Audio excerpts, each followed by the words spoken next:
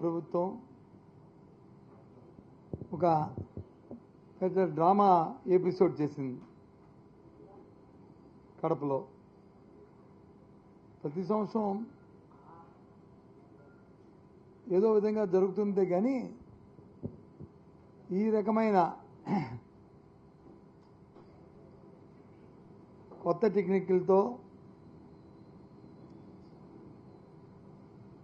ఉన్నవి లేనివి ఉన్నట్లు ప్రభుత్వం వచ్చి అధికారంలో ఉండే ప్రభుత్వం, సంవత్సర కాలం పాటు పరిపాలన చేసిన ప్రభుత్వం ఈ సంవత్సర కాలంలో ఏం చేశామో చెప్పుకోలేక ఏవేవో జిమ్కులు చేస్తూ ప్రజలు మభ్యపెట్టడానికి 3 రోజులు చాలా తాపత్రయపడింది. మనం చూసాం. ఆ తాపత్రయం ఎంత కాదు.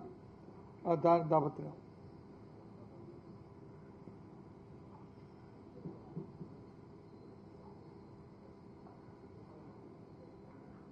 ప్రతి పార్టీకి ఆ పార్టీ ఆవిర్భావ దినం దానికి సంబంధించి కార్యక్రమాలు చేసుకోవడం అనేది అది ఒక ఆనవాయితీ, సహజం. ఆ ఆనవాయితీలో ఆ కార్యక్రమాల్లో అధికారంలో ఉంటే అధికారంలో చేసిన పనులు చెప్పుకుంటారు, అధికారం లేకపోతే ఉన్నప్పుడు చేసిన కార్యక్రమాలు చెప్పుకుంటారు, లేకపోతే అధికార ప్రభుత్వం ఇచ్చిన మాటలు ఏమైనా నెరవేర్చకపోతే ఆ విషయాలు చెప్పుకుంటారు. కానీ ఇక్కడ ఒక దురదృష్టం ఏంటంటే అధికారంలో ఉండి తెలుగుదేశం పార్టీ కూటమి ప్రభుత్వం ఈ సంవత్సర కాలం ఏం చేసిందో చెప్పుకోలేక ఎంతసేపు ఆడిపోసుకుని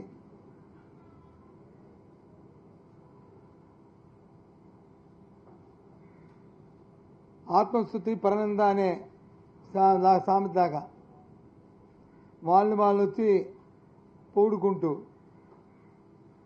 ఎంతసేపు వైసీపీ పార్టీని, జగన్మోహన్ రెడ్డి గారిని, అందులో ఉన్న నాయకుల్ని మరి వాళ్ళని కించపరుస్తూ స్థాయి లేని సభ్యత లేకుండా వారు మాట్లాడిన భాష రాష్ట్ర ప్రధానికి అంతా కూడా చూశారు. సూటిగా అడుగుతున్నాను ఆ పార్టీని, ఆ నాయకుల్ని, ఈ సంవత్సర కాలంలో మీరు ఇచ్చిన సూపర్ 6లో ఎందుకు అమలు జరపలేపారు, ఎందుకు అమలు జరపకపోతే ఆ విషయాన్ని, ఆ సంజాయిషిని ఎందుకు ఆ వేదిక మీద మీరు ఇవ్వలేదు? ఫంక్షన్ తప్ప ఏ కార్యక్రమాన్ని మీరు చేశారని అడుగుతున్నాను. రైతులకు ఇవ్వాల్సిన ఏదైతే రైతు భరోసా ఏదైతే ఇచ్చేవాళ్ళమో కేంద్ర రాష్ట్ర ప్రభుత్వాల తాలూకా సమన్వయంతో ఒక సంవత్సరం మరో సంవత్సరం గాలికి ఎగ్గొట్టారు, రెండో సంవత్సరం ఇప్పుడు లేదు. అంటే అది 20,000, 20,000, 40,000 రూపాయలు ఎప్పుడు ఇస్తారు చెప్పండి? అయిపోయాయి సంవత్సర కాలం.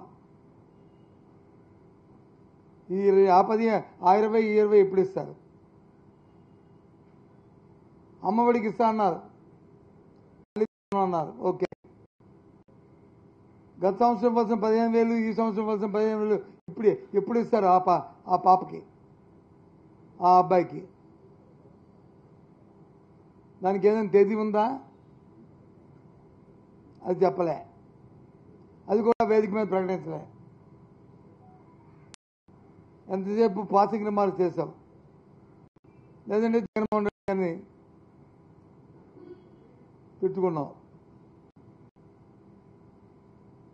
ఏంటి ఈ రాష్ట్రంలో ఈ సంవత్సర కాలంలో మీరు చేసిన అభివృద్ధి?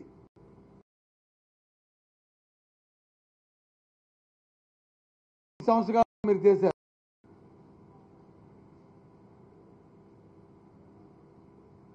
ఏంటి మీ ఘనత? మీరు చెప్పిన మోసం మాటలకి, మాయ మాటలకి ప్రజలు మోసగించబడి సంవత్సర కాలం పాటు ఇబ్బంది పడుతున్న ఈ తరుణంలో కనీసం ఒక మంచి మాటైనా ఒకసారికి మీరు చెప్పారా? అందులో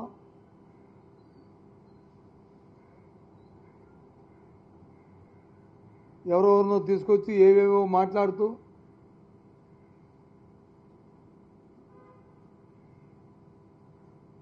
ఈ కార్యక్రమాలు జరిపాయి.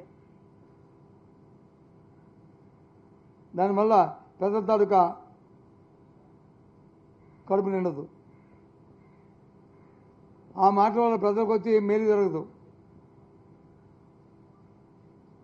ఆ మాటల వల్ల రాష్ట్రానికి వచ్చి ఈ అభివృద్ధి కార్యక్రమాలకు ఏమి జరగవు.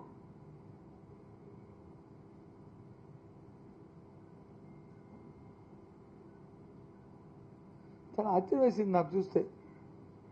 కొన్ని ఈ రోజు కాకపోతే రేపు కాకపోతే ఎల్లుండి కొన్ని ఆఖరిలో ఆయన బహిరంగ సభలో అయినా సరే ఒక కన్స్ట్రక్టివ్గా ఒక సైద్ధాంతికంగా ఏదైనా మాట్లాడి ప్రజలకు ఒక మెసేజ్ ఇస్తారేటో అనుకున్నాం. ఎంతసేపు సొల్లు కబుర్లు చెప్పుకొని సొల్లు మాటలు చెప్పుకొని ఏ ఒకటి కూడా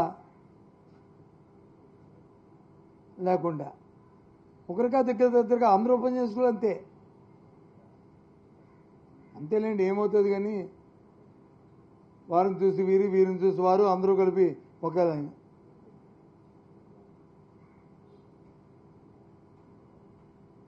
కొన్ని అడ్మినిస్ట్రేషన్లో చూసుకుందామంటే రాష్ట్ర తాలూకు పరిపాలన విధానం చూద్దామంటే వర్షాలు వస్తే ఆ ప్రకృతి వైపరీత్యానికి ఏం చేయాలో ముందు చూపు చర్యలు ఉండవు. ఫోర్కాస్ట్ వచ్చినా సరే ఎండలు ఎక్కువైతే ఎండ తీవ్రతకు వచ్చి ఏ విధంగా ఆ ప్రజలకు వచ్చి దాహార్తిని తెచ్చాలో దానికి ఒక ప్రణాళిక ఉండదు.